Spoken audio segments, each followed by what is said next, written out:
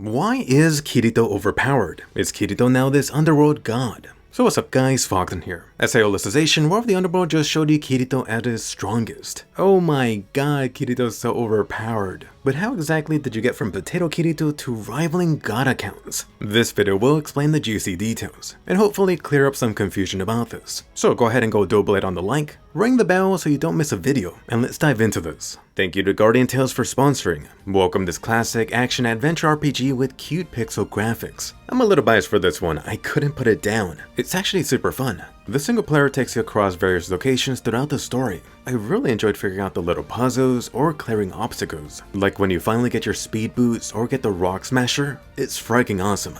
The gameplay battles here are in real time, and don't worry, the controls feel very intuitive. For old school fans, the gameplay may remind you of a certain elf. For Guardian Tales, you got 50 plus characters to play, fully customizable, plus you could get costumes to change their look. On top of the story, you got the 4-player co-op mode, PvP, guilds, and a floating castle where you could create your own castle. So here's betting $5 you won't be able to put it down either. You can find the link down below, or on the pinned post. Kicking this off, Kirito God Mode, Hacker Mode, Serious Mode, Jesus? It actually is not a real thing, no such mode exists. It is just a nickname that SAO fans made up. The SAO anime has shown this golden-eyed Kirito at his most serious, the first time when transcending the system, as Kayaba put it. These golden eyes are actually not even in the SAO light novel. Not until SAO Progressive, which was when Reiki added it earlier to the story. These golden gems showed up with Kirito pushing himself while unable to move. This was likely an effect of his upgraded meditation skill. Although it makes you wonder, where is golden-eyed Asuna?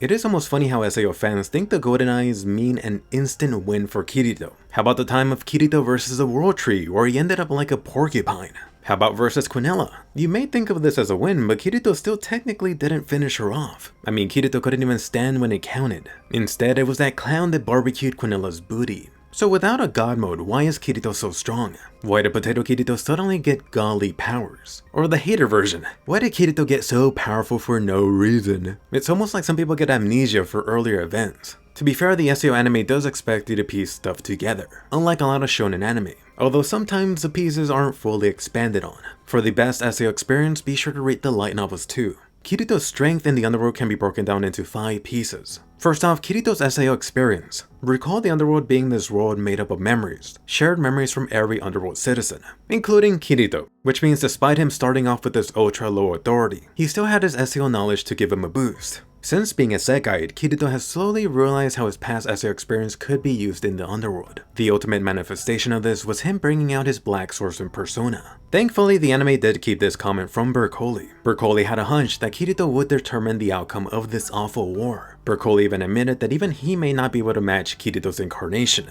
Just to compare, this was Recollection who spent over 2 centuries honing his incarnation. But Recollection sensed it, that Kirito had as much experience with real battle as him, if not more. Recollection didn't know why, but you should. It all goes back to SAO fighting for his life. Which you should notice, this is not something unique to Kirito. People like Asuna or others on the front line should excel in the Underworld if given the opportunity. At first, it may sound strange that Kirito could have more experience than an Integrity Knight, but if you keep on thinking about it, it makes too much sense. It all goes back to Quinella handicapping the human empire. Quinella made it so instead the power was collected among a few Integrity Knights. But even then, before the war, these knights almost never engaged in any real danger. Almost everything was one-on-one and mostly one-sided. Even Recollection, who grew up fighting, there was only one time in his life where he lost to a Dark Knight and had to flee for his life. None of this compares to Kirito, Asuna, and countless others that were constantly fighting off death. For Kirito, the guy wasn't born special, but instead he used his knowledge from the SAO beta to get a head start. Unfortunately, the anime cut out how much work Kirito was constantly putting. He spent so little time sleeping, instead choosing to power level. He took advantage of the best farming spots, while taking the risk of solo leveling.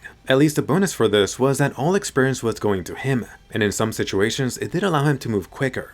Ironically, what indirectly helped to make Kirito stronger was him getting his first guild killed, including Sachi. Post that dramatic, unfortunate event, Asuna took a notice of Kirito acting recklessly, especially during floor boss fights. She wondered if Kirito didn't care if he died. It almost seemed like he was wishing for his death for killing Sachi. Years later, you now know that Kirito evaded the Grim Reaper. He found a new reason to keep on living and fighting. It is unfortunate that the SAO anime skipped or rushed chunks of the available Aincrad material. Reiki has since then expanded vastly on the OG SAO, especially with SAO Progressive. Number 2, the Divine Weapon, the Night Sky Sword. It feels like people don't give this sword enough credit. This divine object was crafted from the best part of the Gigas Cedar. It was a demon tree that stood in solitude over centuries, sucking up the blessing of Goddess Asuna. Originally, this was a divine tree placer by Quinella using the power of the cardinal system. I do need to emphasize just how much the Night Sky Blade has proven to be invaluable for Kirito, especially versus Integrity Knights. Its special ability has saved Kirito's ass, like versus Finatio, versus Vasago, versus Gabriel. Without the Blade's power to absorb resources, those battles would have gone completely different. On the flip side, I do want to point out the times that the ability didn't do too much for Kirito. Versus Alice, mostly pushing her sword back, and then ejected from the building. Thanks. Versus Quinella, sucking up resources didn't do Kirito any good there. Number 3, Eugeo. Blonde Boy really doesn't get enough credit. Eugeo has really helped Kirito not only traverse his unknown underworld place, he has helped him grow as a person. Likewise, Kirito saw Eugeo as someone with countless potential, one who may surpass him one day. He constantly helped to push Kirito to stand and continue moving forward. The teamwork between these two was a key that helped them overcome those pesky Integrity Knights. One of the biggest pushes by Eugeo was during the Quinella fight. Eugeo was even the one that provided the second blade made from his life, the Red Rose Sword. Ultimately, you saw how much pain and suffering that Kirito went through from Eugeo dying. It really was the last blade that broke the swordsman's back. Eventually, Eugeo did make a comeback, serving as the final push that Potato Kirito needed. It allowed Kirito to forgive himself from the countless pain and losses since the death game began, Eugeo included among those. In the climax of SAO Season 3, you literally saw Eugeo fighting by Kirito's side. Versus Vasago, you had the double release Recollection powered by both of them. The Blue Rose Sword's memory release was something that Eugeo shaped through his own incarnation. Alice did mention there is a 1 memory release limit per Floodlight. Versus Gabriel, Kirito released another double release Recollection. The night sky was shrouded in darkness, which originally came from Eugeo's description of Kirito in his final moments, which actually came from the starry night in Eugeo's memory, from the countless years that passed with him stationed at the Demon Tree. Even after Kirito used a Spirit Bomb sword to gather the energy from tens of thousands, Kirito still screwed up his Starburst stream. It was Eugeo that came in like a bro. I got your back. The guy literally burnt his final remains from the Blue Rose sword to block Gabriel. It was Eugeo that allowed the final hit possible for him. Thank you, best boy Eugeo. 4. Quinella. Even if you don't want to piece everything together for Kirito's power, how the vector do you forget about Quinella? It is almost ironic how Quinella ended up handicapping herself, which was by stealing off her kinky bedroom. In the end, this purple granny ended up as this tasty bag of XP. Much better than some witch fluids. Keep in mind, Quinella had lived for over 300 years. Centuries ago, she already maxed out her system authority. The lady even fused her soul with Cardinal. She was every definition of a goddess just without the actual title. This demigod was what Kirito, Eugeo, and Alice defeated. Recall Eugeo and Kirito battling those goblins in the cave. Just beating those green blobs of XP increased their authority high enough to use a divine weapon. Now turn to Quinella. Imagine what they could achieve from beating the strongest underworld being.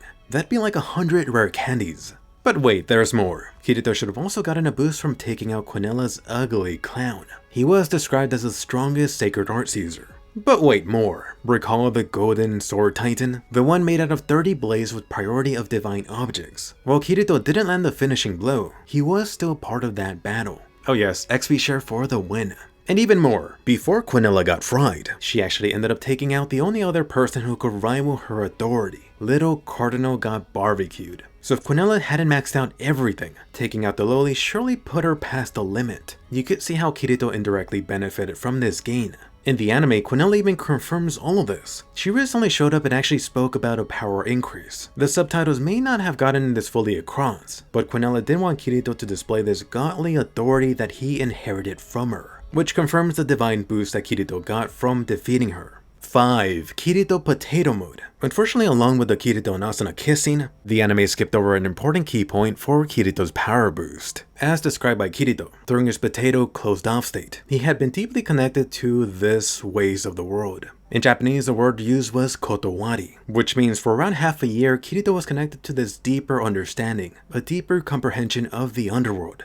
Thankfully, Reiki expanded on this. On top of Kirito's higher understanding, he brought up the power of Shini, which has been translated as incarnation, willpower, mental image. Reiki tells you to think about this type of power as being more powerful than other rules or laws of the underworld. So putting it all together, Kirito came out with this deeper understanding of the most powerful laws of the Underworld. He now understood how he could use his power through incarnation, although Reiki does hammer down there being limits. On top of this, there is something very important. Reiki claims that a full dive into the Underworld understanding is a big spoiler for upcoming SAO stuff, so eventually you will be able to look back at this with a better understanding. As a bonus, here's an explanation from Wrath, Higa. The real-world person with the deepest understanding of the Underworld was Kirito. He was just a 17-year-old high school student that got hurled into the Underworld without any preparation. He had adapted, evolved, and inhibited powers greater than the 4 god accounts. That wasn't just some power that Kirito was born with. Unlike Wrath, who saw artificial floodlights as only experimental programs, Kirito had acknowledged that the floodlights were just as human as he was. He interacted with them, fought with them, protected them, loved them, as human beings. That was why the Underworld, all people who lived in it, chose him to be their protector. So how was Kirito able to get out of potato state? It was a combination of Eugeo, Goddess Asuna, and the 2 others connected via the Soul Translator. All of them helped to rebuild his damaged self-image. How did Kirito defeat Vasago? Vasago was actually pretty much the Walking Dead thanks to the previous assault from Asuna. The only thing keeping him alive was that SAO chopper. With Eugeo's help, they froze all those Red Knights, and once Vasago's chopper broke, it was pretty much game over. Why and how did Vasago get treed? If Vasago died, he would just wake up in real life and start causing chaos there. So Kirito forced the memories from his sword into Vasago's body. Another way of thinking about this is forced body manipulation. You know, Quinella was capable of this. Kirito was actually scared that Quinella might do something like that to him. You saw Cardinal do this for Eugeo and young Alice when she fused him into the Blue Rose sword. Eugeo himself used this type of matter conversion to create the Red Rose sword from his own life. Even Dee performed body manipulation on her witches to save her sorry ass. It was described as this forbidden art, which implies it was something not only possible, but performed enough times to get this horrible reputation. In theory, it should be possible for Alice or Eugeo to do something similar. Alice's own sword is from a tree, so she could force something into a tree state. For Eugeo, it might be a block of ice. Either would be this horrible sentence. How did Kirito fly? This was a combination of the authority he inherited from Quinella, plus a deeper understanding of the Underworld. Previously, Quinella and Cardinal were the only 2 capable of flying, although Discount, McDonald's, and Bercoli were capable of using sacred arts to run in the air. Papa Bercoli was at the point of skipping the system call altogether. On top of this, I do need to stress how in reality, flying in the Underworld is not all that special, depending on how you look at it. The SAO light novels do mention how this type of flight was a regular system command, presumably one requiring high enough system authority. For any admin in the Underworld, this would be no problem. Reiki even mentioned how admins could use this type of flight to get over to the Underworld altar. In the end, it boils down to Kirito accessing the system command from his deeper connection. With enough time and authority, really anyone should be capable of doing the same. How did Kirito get wings? This goes back to the deeper Underworld understanding, combined with the knowledge that the Underworld is built on memories. No doubt Kirito was using the fly command, but like Reiki pointed out, wings would make it easier to perform more precise movement, especially in battle. The wings themselves came from Kirito's memory of flight in Alpha Mount Line. Thankfully, you've now seen Gabriel and Asuna perform something similar. How did Kirito defeat Gabriel? This was a greatly combined effort. Huge shout out to Eugeo. And yes, the anime didn't explain it, but when has it ever? The combination of Kirito and Eugeo helped to gather everyone's energy, their hopes, their wishes, their love. He then forced that into the endless void inside of Gabriel's black hole-like heart. You even heard him laughing his ass off. Gabriel didn't believe that anything could fill that void. Ultimately, Gabriel met his maker from his floodlight getting overloaded from that input. Oh, and I seen you ask, what was that Alicization? It might have been a hallucination from his floodlight getting fried. Gabriel finally felt fear for the first time. Don't mess with blonde lolis. Since I first saw the SAO anime, Kirito has always felt like a breath of fresh air. He wasn't some kid that started with some special ability, he wasn't born gifted, he didn't even belong to special parents. Unlike so many shonen anime at the time that retconned this later. Kirito was just a socially awkward kid that through a series of unfortunate events in SAO ended up pushing himself, being sharpened by his pain and tragic loss. Hopefully this video helped clear things up for you. I spent so much time with my editor, just days analyzing the stuff from the SAO light novels, comparing what was in the original Japanese version to the English ones too. I did want to get an even deeper look for Kirito, but this was already super long. So if you want to see part 2, smash that like. Come on, let's get this over 9,000 for meme's sake. By the way, do check out Guardian Tales, link below. Trust me, you're not gonna be able to put this down. And if it isn't your thing, no worries. Just by downloading does make you super awesome for supporting. But anyway, bonus question for hardcore fans. What's been your favorite overpowered Kirito moment? Let me know below. Hit that subscribe for more juicy SAO and anime videos, watch my in-depth look at all Integrity Knights, including Kirito, and I'll see you guys later.